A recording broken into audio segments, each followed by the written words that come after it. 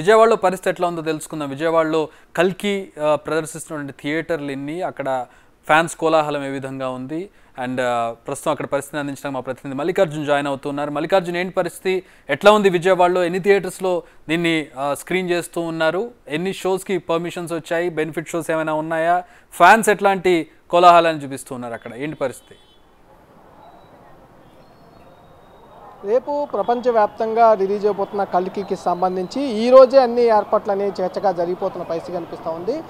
ఉత్సాహంగా ఈ ఫ్యాన్స్ మొత్తం కూడా విజయవాడలో ఉన్న అన్ని థియేటర్లను బ్యానర్లతో కూడా సుందరీకరణగా తయారు చేస్తూ ఉన్నారు. మొత్తం కల్కికి సంబంధించిన పోస్టర్లతో కూడా థియేటర్లన్నీ కలకల్లాడిపోతున్న పరిస్థితి కనిపిస్తూ ఉంది. టికెట్ల కోసం ఇక్కడ బారులు తీరుతున్న పరిస్థితి కూడా కనిపిస్తూ ఉంది.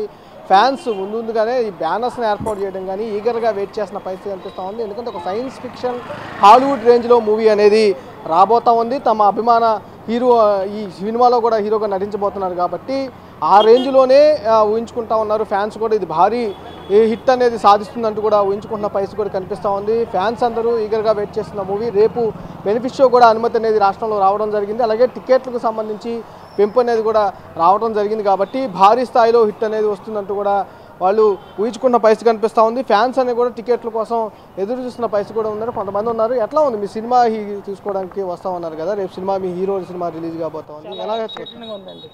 చాలా ఎక్సైటింగ్ ఉంది. ఎలా ఉండబోతుంది అనుకుంటున్నారు? సలారు మొన్న సినిమా రిలీజ్ అయింది, ఇది బాగానే ఉంది. ఇప్పుడు ఈ మీ హీరో సినిమా సంబంధించి ఎట్లా ఉంటుంది? సినిమా సైన్స్ ఫిక్షన్ అని అర్థమవుతుంది. మాస్క్ ఎక్కపోవచ్చు, క్లాస్కి అయితే చాలా నీట్గా అర్థమవుతుందని నాకు అర్థమవుతుంది. నేను ప్రభాస్ ఫ్యాన్స్, డైహార్డ్ ఫ్యాన్స్. ఏ స్థాయిలో హిట్ అవుతుందని మీరు భావిస్తూ ఉన్నారు? ఇది పాన్ ఇండియా సినిమా కదా సార్, అది ఆల్రెడీ పాన్ ఇండియా మూవీ కదా, పాన్ ఇండియా లెవెల్కి వెళ్తుందని అనుకుంటున్నాను.